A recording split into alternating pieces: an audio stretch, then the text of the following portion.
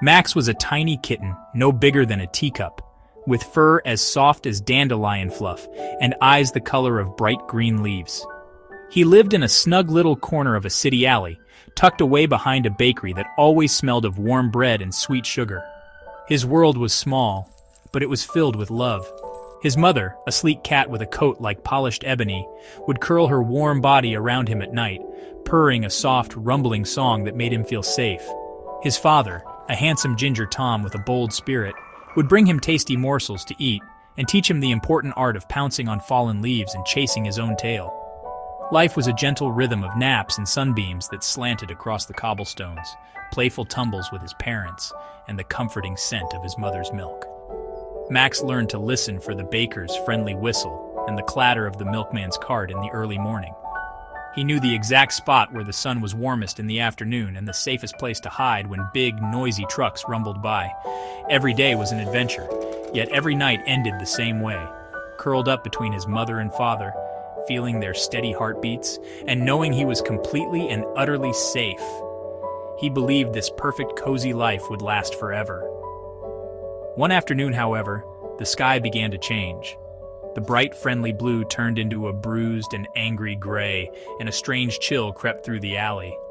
The wind, which usually played gently with scraps of paper, began to howl and push with a frightening strength.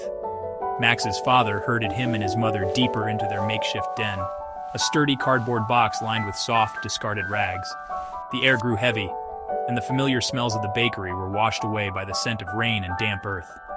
Max shivered, not from the cold, but from a deep, unsettling feeling that something was wrong. The storm arrived with a deafening crash of thunder that shook the very ground beneath them.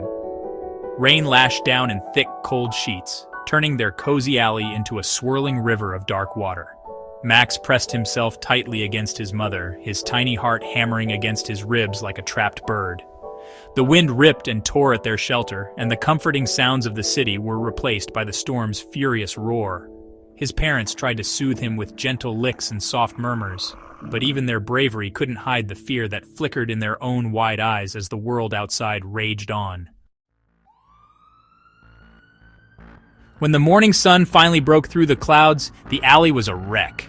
Their cardboard home was a soggy, collapsed mess, and the familiar scents were gone, replaced by the cold smell of wet pavement. Max woke up shivering and alone.